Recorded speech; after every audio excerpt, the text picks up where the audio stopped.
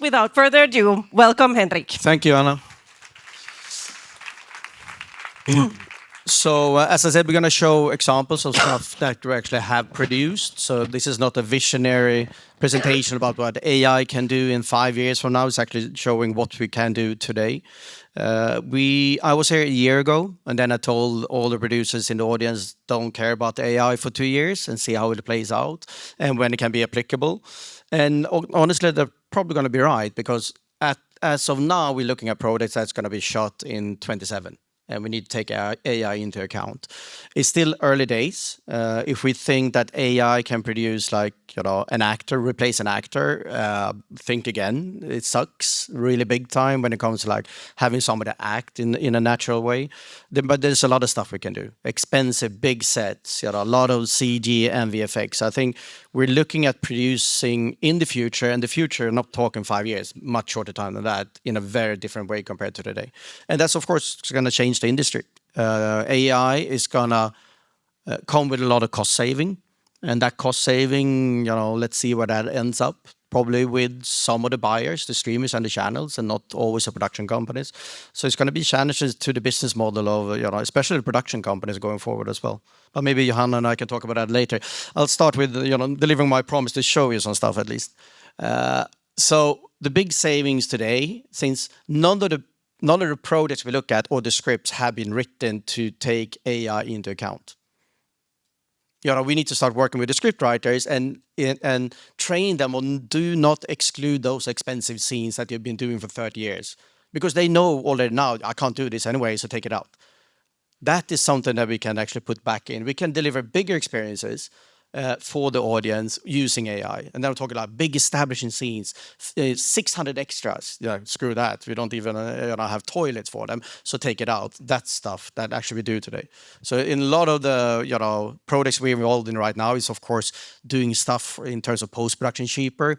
But if you save 20% on post-production is 10% of the total, but it's 2% saving on the total. Doesn't make a huge difference. Of course, everything counts right now because margins are thin, but it's going to be when it's on the production side where we can really deliver, much bigger things and also find cost savings. So this is the stuff that we do today. We are doing a lot of what we call B-roll, that we sit in editorial, we lack something, a saying from an actor that is missing to tell the story, and then we sit and produce a lot of these extra shots, while we're editing. And then some clients allow us to do it and some don't. Especially voices, we do a lot of ADR while editing instead of having that damn text in picture, say like somebody outside the picture is saying this. It's not that engaging to screen for clients. So jump to some examples. Here's an example of a big expensive shot that we use to produce full AI. Does this play automatically?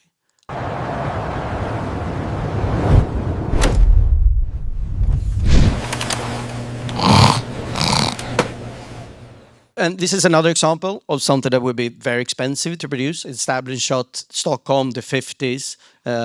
This would take a lot of CGI, rebuild the city, build all the cars and place them over there. That's something that we could do now in a day instead of weeks.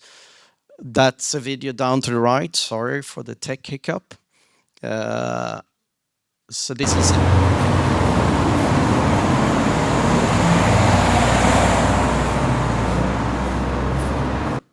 and that shot you saw is 100% AI, even the sound design. So that's not done afterwards. Complete shot out. This is a test for something also takes place in the 50s. So we're doing some tech setup. This is a video you can play. This is for upcoming version of Bosch for Prime in the US. Takes place in the 90s, and of course redressing cars and streets to the 90s is very, very costly. What you can see, which is kind of funny, look at all the signs. AI is really bad at text because how the models are built. So we have to replace all the signs all the time, which is fine. AI today can deliver 80% of the final output. And since we have post-production resources, we fix the last 20%, but no AI do anything 100%. But, I'm not a producer, but producers probably see the possible cost saving and also deliver shots that we would exclude otherwise. This is for a UK production. That's a video. where we run some tests now. We started shooting last week, so we're in the middle of production. Oh, strange aspect ratio. But so this is the plate. This is a shot video plate that we ran a test on a location that, of course, we can't redress to the 60s in Manchester. And then we used the AI to do it. So we focus quite a lot on using video footage, not like prompt full scene, and use because then you get AI slop. So we prompt assets. So in this case, this is prompted, the people are prompted, and everything is composited in. So that means all of this is still the shot plate. That's how you keep the quality as well, because AI gives you 2 megabit HD crap sometimes. And then you come with the camera footage from an array in 6K and you don't want to throw that out the window. So we focus quite a lot on like this. All these are videos. I don't know how you can play them all together. Oh, never mind. Once again, shot plates.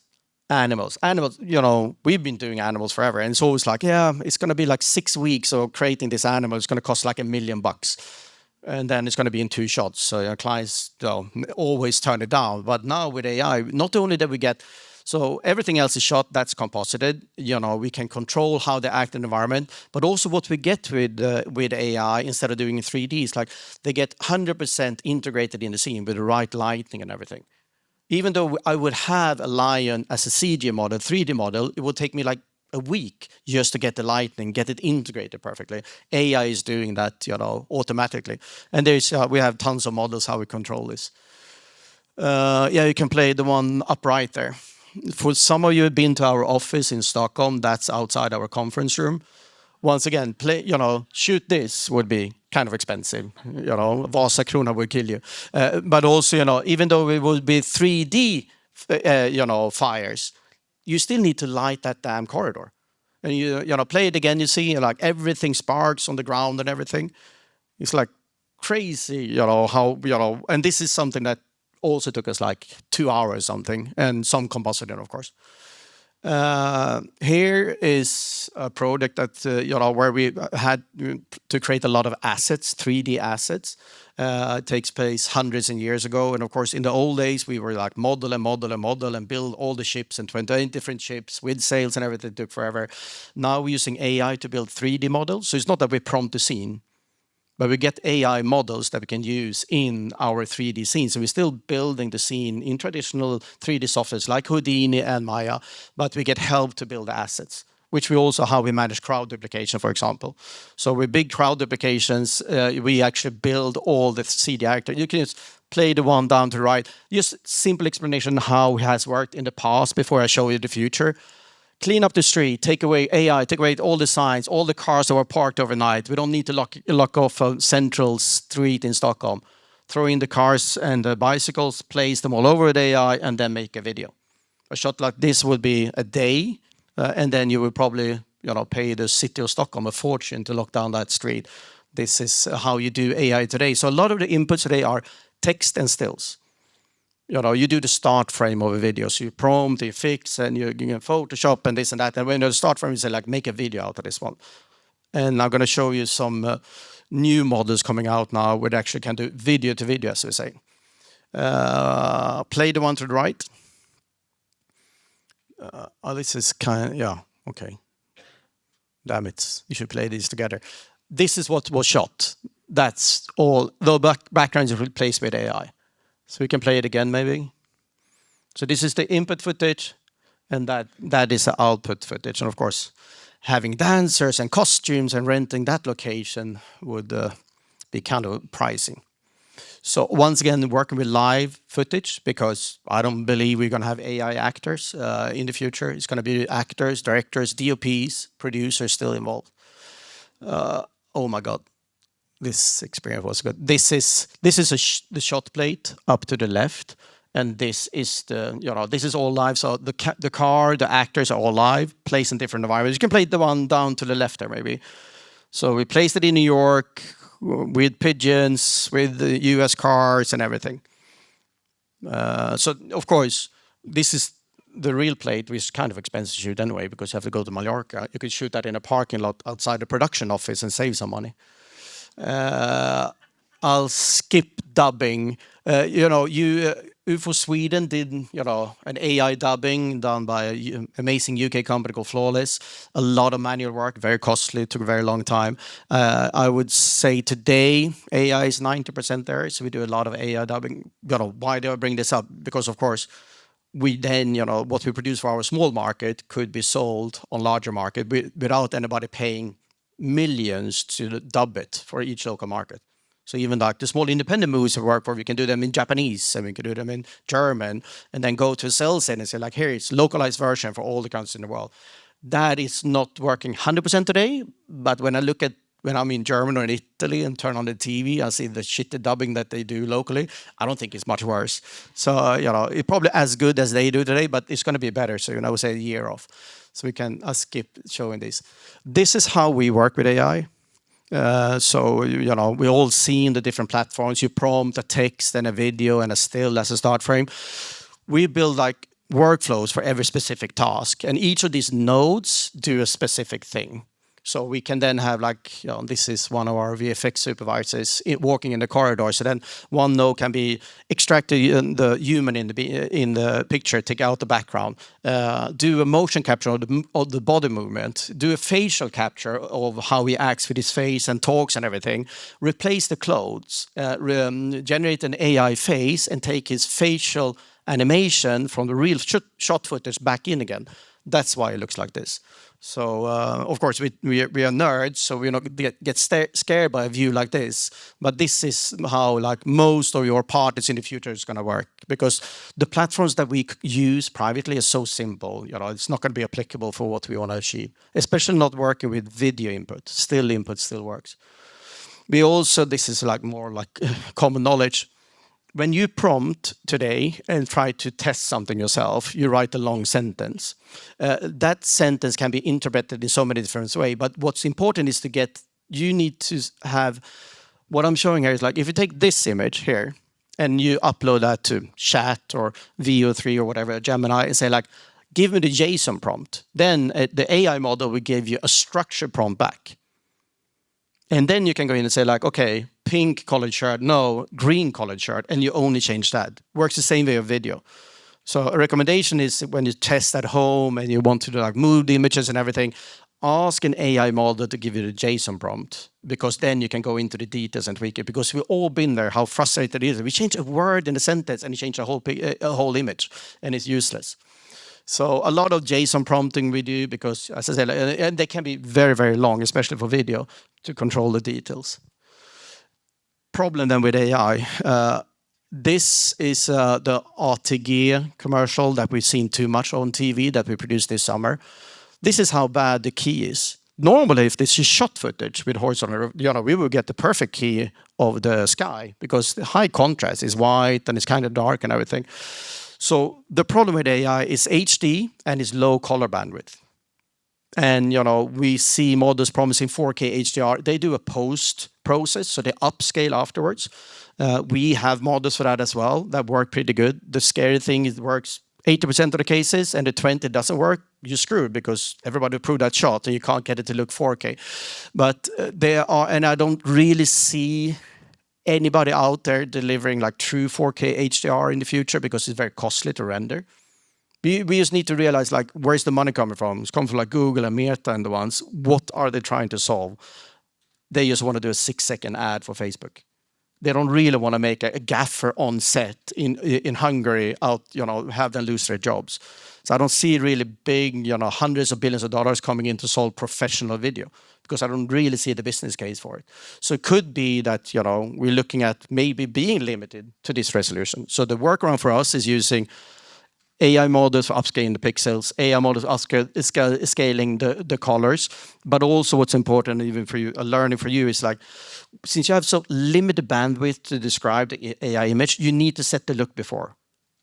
When we shoot something on camera, we shoot it like, normally, because in color correction, we can fix any look we want afterwards. In AI, you need to first do the look, color correction, and then you prompt something that looks exactly like that.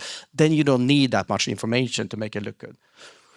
So, and as I said on sound, dialogue cleanup on a series was 2 weeks in the past. Now it's 2 days.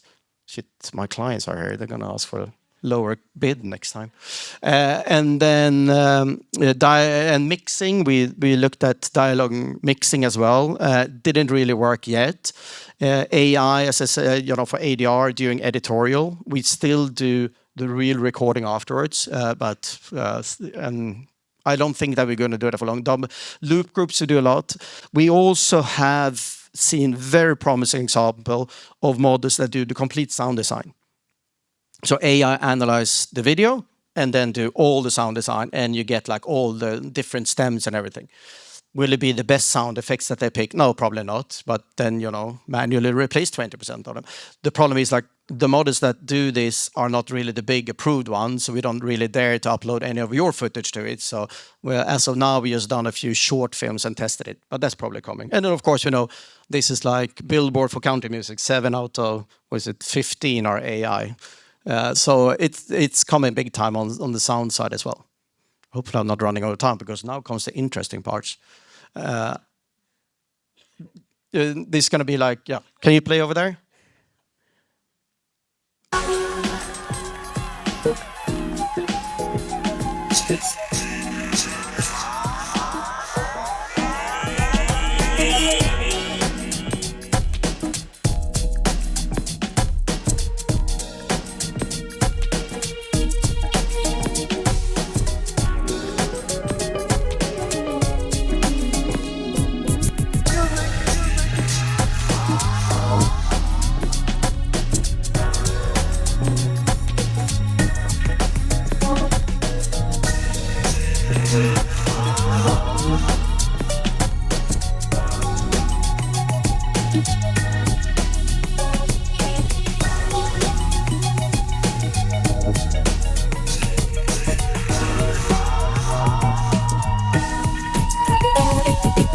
You're the place to be.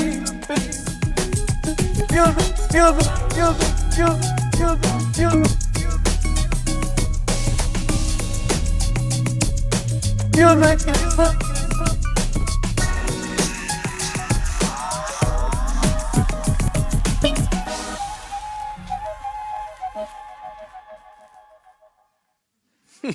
Funny ending. Next one. Is this? Yeah, this.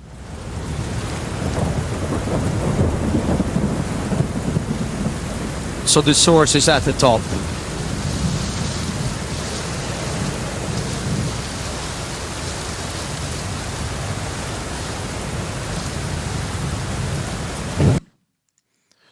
And this one. Take one.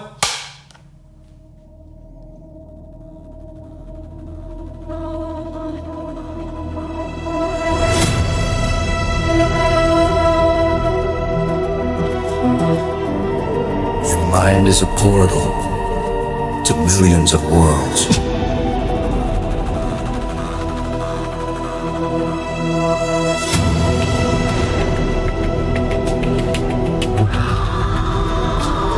You no longer must keep those worlds contained.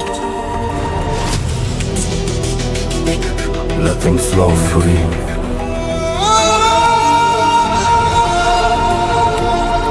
Perform. Tell your stories. You can be anyone. This was me. You can be anywhere. You can be anything. Show me what you got.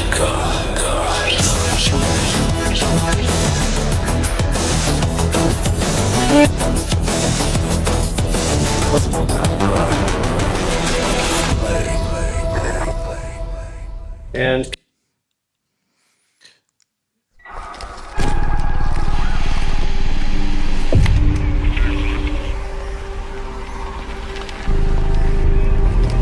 okay, sorry. No, I think I'm done. I probably have 500 more slides, but let's do it another time. Next year. You're welcome. I'll wrap it up just with one super quick question. There are so many questions, I'm sure, on the lips of everybody. But briefly, how should one go about it now? If people are budgeting their shows that are going to be shot in, say, late 27, Yeah, What do you do? How do you budget things? I think one need to probably budget for some cost saving, and then wait until 27 and then see where we are, and then have some sort of agreement with, if it's a streamer, national broadcaster, how do you split the saving? Because it's going to be there, and I'm 80% sure that most of the stuff that I'm looking at promising now can be done, but what if we can't? Exactly. So it's so that's what I would do. So it's a different business model for 1 or 2 years. Yeah. Thank you so much, Henric. You'll be sticking around for people to continue the conversation. Thank you, Henric.